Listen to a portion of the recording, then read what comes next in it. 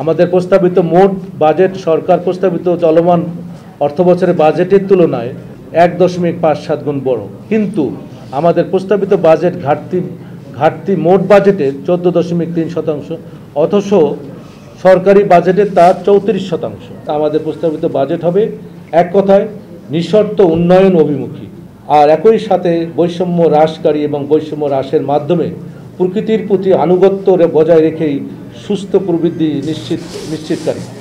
আমাদের প্রস্তাবিত বিকল্প বাজেট শুধু উন্নয়নমুখী বলেই যথেষ্ট নয়, খাতওয়ারি বরাদ্দ কাঠামো যা তাতে বলতেই হবে যে আমাদের প্রস্তাবিত বরাদ্দ কাঠামো বৈষম্য দারিদ্র্য নিরসনমুখী, প্রকৃতি পরিচর্যামুখী, উৎপাদনমুখী, উৎপাদনশীলতা বৃদ্ধিমুখী, শিল্পায়নমুখী, কৃষির বিকাশমুখী, কর্মসংস্থান বৃদ্ধিমুখী, মানব সম্পদ ও মানব পুঁজি সৃষ্টি ও তার বিকাশ ত্বরান্বয়নমুখী এবং বিজ্ঞান উদ্ভাবন ও প্রযুক্তি বিকাশমুখী। এসব উপসংহারে উপনীত হবার কারণ অনেক, যার মধ্যে অন্যতম চলতি অর্থবছরের সরকার প্রস্তাবিত বাজেটের তুলনায় আসন্ন 24-25 অর্থবছরের মোট বাজেট বৃদ্ধির প্রস্তাব করা হয়েছে 1.57 গুণ। সেখানে একই সময় উন্নয়ন বাজেটের বৃদ্ধির প্রস্তাব করা হয়েছে 2.16 গুণ, আর পরিচালন বাজেট 1.23 গুণ।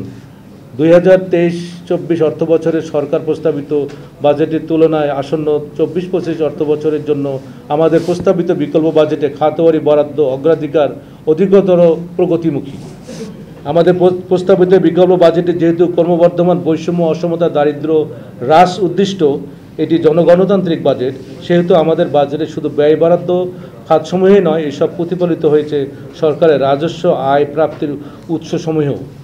আর এ কারণে রাজস্ব আয় সংগ্রহের যেসব উৎসে আমরা জোর দিয়েছি তার মধ্যে অন্যতম হলো আয়, মুনাফা ও মূলধনের উপর কর, যা থেকে আসবে 2,60,700 কোটি টাকা, সম্পদ কর, সেখান থেকে আসবে 2,12,000 কোটি টাকা।